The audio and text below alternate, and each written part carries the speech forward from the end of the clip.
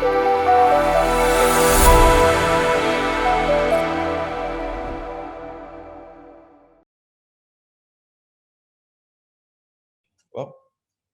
thank you everyone for the opportunity to talk today about micro-credentials. So look, we're going to talk about micro-credentialing in education, and it's not just for higher ed, but it's across all areas of education and learning as such. So I'd like to kind of introduce David. He's kind of the education industry expert from Salesforce, long track record in working with education businesses. And myself, I'm kind of the CEO of Data Colada. We do lots of work in education as well. So let me get kind of started off and sort of just really ask David the question around what is micro-credentialing? There's a lot of talk about it, but what is it and what is the market opportunity? Just explain in the simplest terms. Yeah, thanks, Rav. So micro-credentials is actually getting a lot of buzz around institutions of all shapes and sizes, and not just Australia, but around the world as well. But micro-credentials really is a subset of digital credentials. And you may have acquired some of these yourselves, digital badges. More and more vendors have courses, and you recognize people's achievements by badges.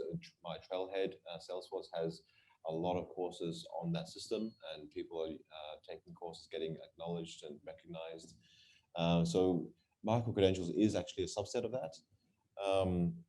But a really exciting, growth in this space that we've seen over the past year, particularly as people start to take on, skills, new skills. Maybe it's reskilling or upskilling, find new opportunities, or even just doing things like new ways of working.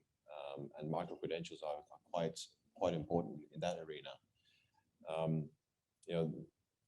Behind me on the screen, you'll see some of the tremendous growth over the past year, particularly during COVID, 2 to 4 times uptake in registered users across some of the large micro-credential short course platforms. And this is just going to continue, I think. Certainly, if I talk to the university sector and what they're investing in, and the attention put on this space around short courses and giving people recognition for the learning that they've taken. I think that's definitely going to be a trend that's going to continue, not just for the traditional universities, but also within enterprise as well. Taking learnings in enterprise and rewarding people taking these courses with credentials that they can take to other new roles, new employers, and new organizations. So there's a number of innovations happening around this space.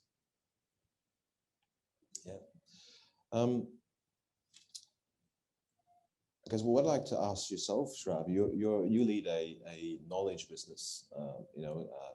Essentially, you trade on the IP and the experience and the expertise from your team. How do you see micro-credentials, impact or benefit your company? So I think, rapid and accelerating technological change is upending a lot of industries, a lot of different jobs. It's destroying a number of jobs, but by the same token, it's creating a large number of jobs in different parts of the sector and different kinds of jobs as well. And because that pace of change is accelerating even quicker and quicker, every one of us is a lifelong learner. We all want to get access to good quality material. We want to train just in time. We want to continue to learn. But we want to be recognized for that learning. And the way to be recognized is through getting badges to say, you are a qualified person in this domain. And so what we see is that if you take the journey, and we've got a couple of Salesforce success architects in this room over here, but if you take in the Salesforce world, we've got the pinnacle of certification as a Salesforce certified technical architect. And there's a well-defined path to that. So there's a taxonomy, there's progression. You get your first 4 certs, you become an application architect. You get another 4 certs, you become a systems architect. You sit for a review board, you sit for your CTA exam, and you become that, right? And that in many ways is a recognition of the fact of not just that you're certified, that you're qualified, that you get taken seriously, but it also allows you to earn an income and opportunity from that. So in many ways for our own business and for all of us in this room who are, consulting or ISV partners, we rely on the fact that we can get verifiable credentials and be able to then showcase those things to our customers to be taken more seriously. And so I see this as, in many ways, without sort of being too tongue-in-cheek about it, an existential issue of how do we demonstrate value in a productive way to society to say, I'm qualified, I'm out here, I can do things, and I'm, now certified to kind of talk about this and Salesforce in general. So it's just individual learning paths of how people kind of learn and grow and do things. And so I feel like it's a essential element to just keeping our practice alive. So I know you've kind of, traveled the region. You've met a lot of education customers. You've met a whole range of them. Do you see this as, building momentum, or is this kind of like a passing fancy at the moment? Where do you see the future? Well, I can say for sure, definitely not a fad or a passing fad, because it is definitely growing and maturing quite rapidly as well. One of the things which is actually happening in Australia quite rapidly is this whole reform of the education sector, because of things, new technologies and new ways of new business models spurred by innovations like this. The AQF, the Australian Quality Framework, back in October 2019, only quite recently, that process completed and all the recommendations were accepted. One of the really exciting aspects of that reform process is the recognition of the volume of learning will change from years to hours. And that's a dramatic change in the way, I guess, the regulated degrees and regulated credentials are going to move. And a large part is a recognition of microcredentials, right? If you think about it, things used to take, you go and do a degree or a certificate and it would be a year or 2 years. Now these ones, this is now paving the way for recognition of learning that you take in hours, right? So that's a huge change. There are also one other aspect of the change that's happened as well, at least from a policy point of view, is multi-directional pathways. So in the past, it used to be very hierarchical. You're in a degree or a faculty, a school, you just progress down a rather linear path. Now it's actually possible to actually have, to pick your subjects from all sorts of different areas and mix and match them. Again, really aligns to the possibilities opened up by micro-credentials and short courses. So I think this field is definitely a very exciting field that is here to stay for the long term. The universities themselves, not just universities, but vocational institutions, professional education, ongoing learning, everyone is actually re-looking at their business model to take advantage of this worldwide trend. So definitely a lot of things happening there. I guess, for us in the tech industry and yourselves in the professional services industry, there is a huge amount of opportunity to do with digital transformation. Actually, much more so than just digital transformation, it's business transformation.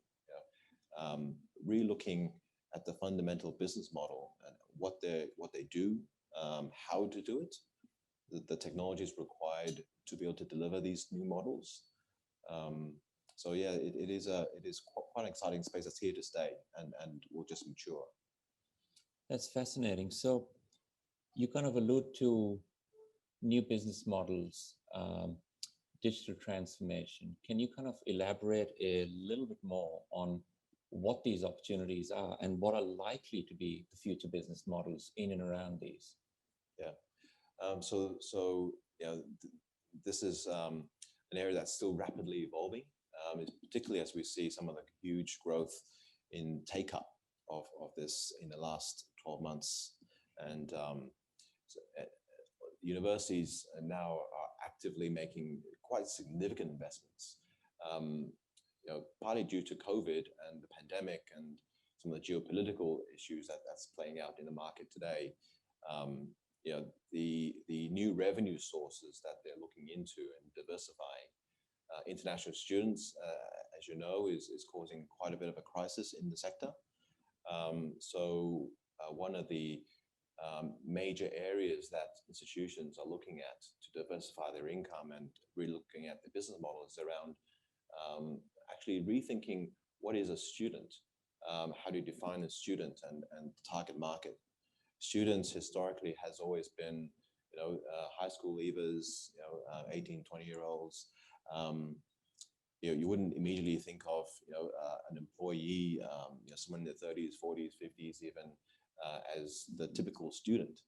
The domestic workforce is now becoming very much a target market to really provide new skills, upskilling, reskilling opportunities to the workforce. Corporations, partnerships between universities and industry are happening at a rapid rate. And all this requires, looking at business process transformation, not just, I guess, simplifying and modernizing processes, but creating brand new processes because there's a new business unit, or taking an existing model, maybe it's an online school that the university has been running for quite a while, but really looking at the effectiveness of it, how to scale it up dramatically.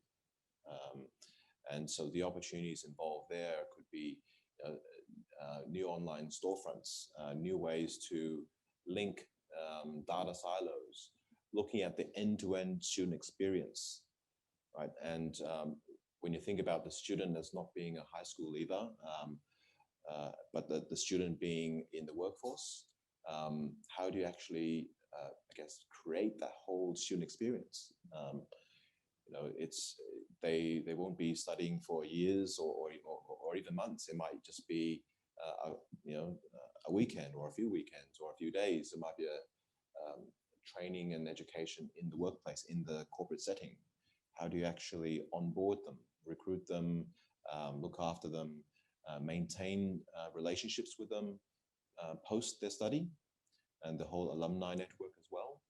So it really touches all aspects of, from a recruitment admissions, from the student experience, but looking at it through a different lens, because fundamentally tapping into a diversified revenue stream in the domestic workforce. Right? So with that, it is truly quite a, you name it, there's going to be opportunities around business transformation, change, managing that huge change involved. And it's happening quite quickly as well. Universities can't wait, right? They literally have the clock ticking to be able to establish or transform or scale up their online learning, their blended learning, professional learning environments very, very quickly over the next 6, 12, 18 months in order to build revenue stream significant enough to diversify from the international students, which they've depended so much on. Good.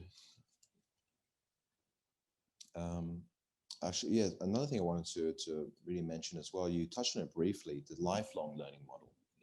Yeah. Lifelong learning is one thing that, so when we think of learning, a lot of people think we'll do a degree, maybe a master's degree, and it stops. Now universities now are looking at if they are targeting the professional workforce and the continuing education requirements as companies adapt to new business models. What's the lifelong learning business model around that?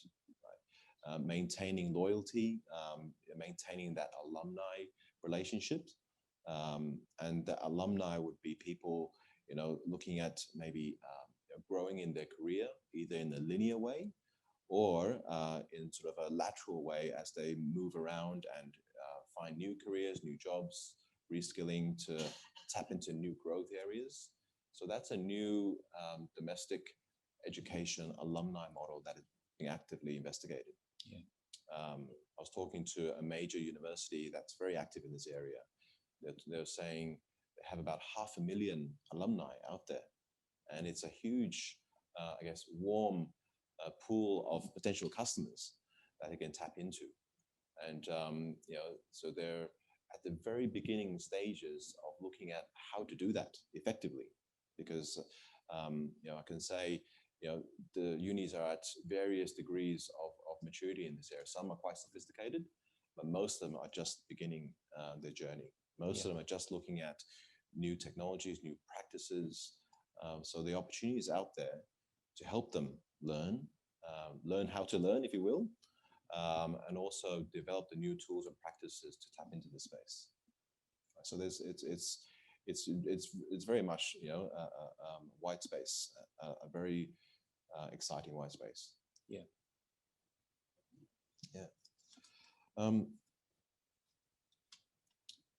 So for yourselves operating in this space and constantly, talking to customers about innovation, helping them with innovation projects, delivering technologies, what learnings can you share with your colleagues around what's the best way to adopt innovation? Because microcredentials is something that is quite innovative, and there's a lot of change involved. Yeah. Yeah. So I think the experience has been that, all innovation is about problem solving in creative and different ways. And there is a process of creative destruction that needs to happen as a part of solving the problem. But a big part of it is really just understanding the problem at a detail level. So the couple of key issues in really wide adoption of microcredentialing is to do with, one, the definition of what is this progression, right? And the second is to do with what we call RPL, or recognition of prior learning. So you take, a newspaper delivery person who does newspaper deliveries in the neighborhood. How does that informal newspaper delivery translate to a set of formal skills in a qualified framework? I mean, is this person, could they get a job as a Uber delivery person? Can they put that on their ad? Can they get a delivery job in a customer service type white goods, the good guys delivering some product at people's homes and doing a customer service role? How do we recognize that core skill that they've got to be able to be applied in a formal framework? And that, in essence, is recognition of prior learning. So when we apply that informal or even formal skill to a qualification, because really what people want is to say, I want to be awarded for this. I want to be recognized within a certification framework and be certified against it and recognized. So it's really then going through a series of some pretty detailed description of skills. And, we often throw around in our workplace things like, I'm good at project management, but project management is just so broad and wide. What does that actually mean? I'm great at communications. I mean, most job ads, you say, you should be an able and good communicator. What does communications actually mean?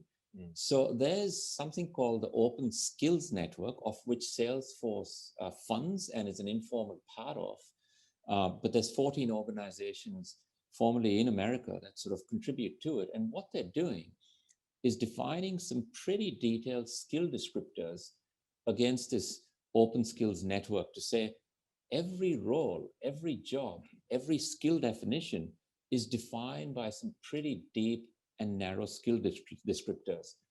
And there's open systems or open badging systems that offer you these credentials that then say, well, let's put all of these skills into it to define that this person actually has this skill.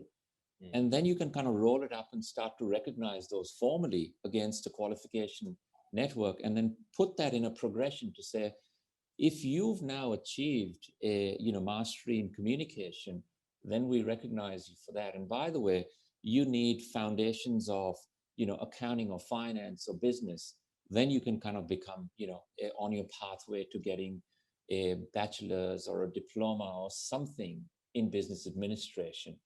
And so really the two elements are recognition of prior learning, having those assessors being able to use those skill descriptors to recognize people, and then the progression that needs to kind of be there in place. I see those two accelerating, and even in the Australian context, universities, learning institutions, workplaces, people like our businesses over here, all of the partner networks, if they're able to kind of start to say, well, how do we progress our employees and people through a growth path? Because everyone wants to fundamentally grow in their businesses and be loyal to them.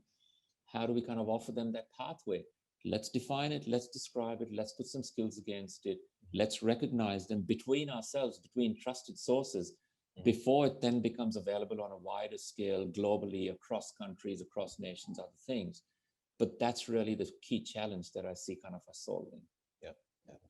Oh, that's some, yes, definitely very exciting areas. Have you developed any solutions that you can share? Maybe that can inspire our audience on this very cutting edge space? Yes, we have. And what I'd like to do is just kind of bring this whole discussion to life through a very simple kind of demonstration. So many of you are sort of familiar with Salesforce's Education Data Architecture, and it's all the way from, finding the most diverse students, traditional and non-traditional students or learners, as we call them, to come into the system to kind of learn, and all the way through recruitment, enrollment, engagement, alumni engagement, and keeping them kind of progressing through those layers of getting certified. So we've got on that, I'll kind of do a quick demo of what we've kind of put together. Might sort of switch over to the computer if we can. So there's a few kind of popular credentialing systems that are available, and what they are is they're open badges. So if you think about Salesforce's Trailhead, you kind of get, you complete your trails, other people can see it, you can publish those out there. So there's some popular open badging systems out there. One of them is Badger, there's another one called Credly, there's a few others that are popular. And all of these badges, a bit like Salesforce's Trailhead, are things that you earn, that you own as a learner, and that you carry. You can carry them in your backpack. And they're verifiable credentials as well. So they've got some, tokens against them that verify that this is a legitimate credential that you've got. They might have expiries against those, a bit like your Salesforce certs. They might be revoked if they find out that at some point in time, or you obtain them through illegitimate means or anything like that. You cheated in this exam or something. And so they might even revoke them, or you have to kind of recertify at various points in time, like to be an engineer or an accountant, you have to kind of constantly recertify against these. So I'll give you an example of Badger as a open system over here. But in essence, those are sort of, I'm an issuer as an education institution. Data Collator says you can kind of, learn, become an innovator, an experimenter, an evolutionary, and you just learn and you continuously kind of grow. So that's kind of, I'm issuing these things through Badger. So if I then go in and say, well, let's look at who's been awarded the experimenter badge. And there's one individual over there called Hello, a person called Billy, who's been awarded a badge for the Data Collator experimenter. In Billy's backpack, if I look at Billy's profile in Billy's backpack, they've been progressing pretty quickly through the different levels of certs that we kind of offer. So they've got an innovator on the 6th of April. They become an experimenter on the 30th of April. They've now got to the experiential, which is pretty new, on the 17th of May. So Billy's going quite strong. And Billy applies to an educational institution for a certificate in canoe building. So this organization that offers a canoe building course says, I'm a user of Salesforce Education Data Architecture. We've got that implemented. We onboard, we enroll, we progress people using Salesforce's EDA. So let me now go retrieve Billy's credentials. So there's a quick action up there. They say, I've gone to Badger, made a connection, done a handshake through OAuth 2, and retrieved Billy's credentials. Those come in, and you can see against Billy's credentials, 3 of those have kind of been retrieved because that's what's in Billy's backpack. I can then go click on one of them, which is the Data Colada Innovator, and look at those. And you can see at the bottom over there, there's a whole lot of tokens that say that this is a verifiable credential that suggests that this is legitimate, they've obtained it, and that's indeed true. So we then go and say, okay, let me now make an assessment. And everyone has a very different process for assessing for prior learning. Can we recognize them for prior learning? Let them kind of give me some more, a video, some certifications, talk to their previous employers, talk to other things that they might have done, and verify. So we say, let's now see for the program that Billy's enrolled in, which is a short course in canoe building, let's go and see which ones of these things that they've done are eligible for prior learning. So we pick all 3 and we go through the process and we create this object called RPL, which is recognition of prior learning, and seed that data set there, right? And there's one of 3 things that can happen. So initially, all of these 3 skills needs to be assessed. If you look at the status of that, they all need to be assessed. And in essence, what we can do is to say, once we've gone through the assessment process, which may be an offline process, maybe an interview process, maybe if submit some further documentation to me, let's exchange some emails with Billy and get that data from Billy. But we can say you've been granted an RPL, you've been rejected from an RPL process. Oh, by the way, actually some of those skills that you've got are relevant and we'll give you some credits against that. So we won't give you a dispensation not to do a particular unit, but you get some credits against that. So you do a little bit less of that because you kind of qualify. So in this instance, we can see canoe fishing advanced. Billy kind of did the Data Colada Innovator one, RPL granted, and they've been assessed, and that's kind of complete, right?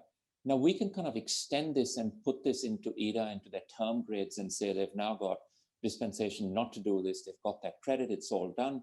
And that's in essence really any of these systems. And then finally, when Billy owns or earns this qualification with us in canoe fishing advanced course, we push it out and publish it back onto Badger, and they can put it in their backpack and go off to the next employer, the next kind of issuer of courses and various things. And that kind of completes that cycle. So it's a continuous lifelong learning cycle. Thanks, Rav. It's a great demo. And it really just shows the flexibility of the platform and how you can innovate and bring this cutting edge technology to this digital way of reinventing education. For the last, I guess, few minutes, we have, I guess, like to open it to the floor for questions. I might like to ask.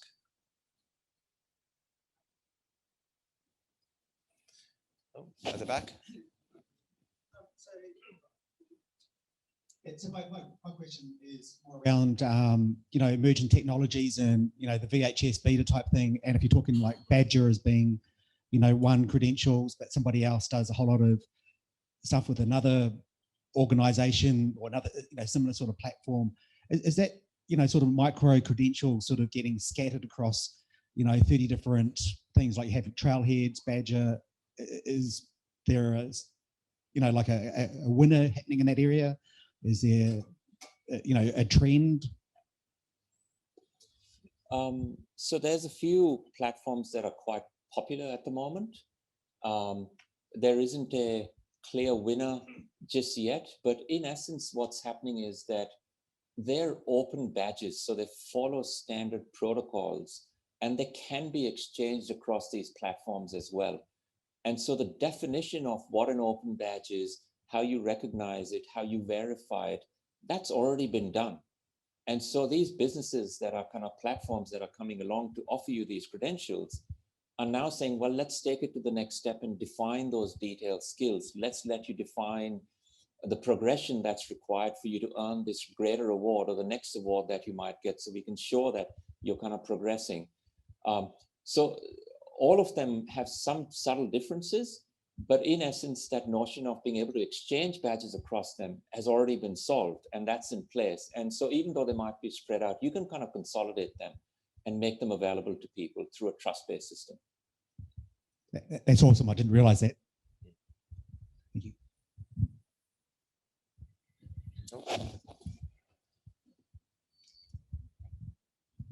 With regards to the international accreditations or qualifications, so industry bodies like Engineers Australia, for example, when a person goes through their process to be accredited, that can be a drawn out process because of just the, I guess, the disconnect between the universities and the, I guess, the geography. Do you find that this may be a solution? Yeah, so that I guess taps into the recognition of prior learning. It is a big challenge. It is a challenge that's being worked through by various groups around the world. Open Skills Network is one such group trying to work through some of the challenges to recognize people's learning and qualifications. So I mean, that'll take its time to work through. But one thing it is emerging is, I guess, within an institution, right? Within a university, within an institution, I guess within the confines of what they can control and what they can recognize without crossing between institutions. That will happen maybe some years in the future. But even within institutions, between schools and faculties, having that modernized and having that sort of brought into sort of the digital credential space is going to be a big leap as well already. And many institutions are going down that path quite rapidly.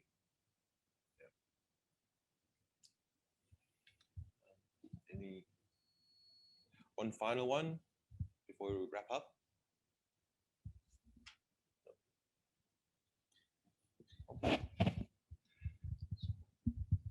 Yeah, I'm just interested in selling the concept of RPL to institutions who may feel that might erode their revenue base. Yeah, I mean, a lot of institutions, there is that genuine fear. But I guess with all innovations, there's always the first movers and you know, the ones who maybe start within their own institutions first, and I guess learn within a safer environment, and maybe start building some alliances with some other institutions in smaller groups and recognize each other's courses and accreditations. But the foundations are there, right? AQF, for instance, you know, is starting to move in that direction, supportive of this global trend. So it'll happen. It will just take time. The underlying technology, as Travis said and has shown, is here today. It's really about the people and process side that's being worked through. But the opportunity, because of the people and process aspect, is going to be one of lots of digital transformation activities. Okay. All right. I think our time's officially up. Thank you, David, for that conversation. Yeah. Pleasure to talk to you. Thank you, Sharav. Very informative.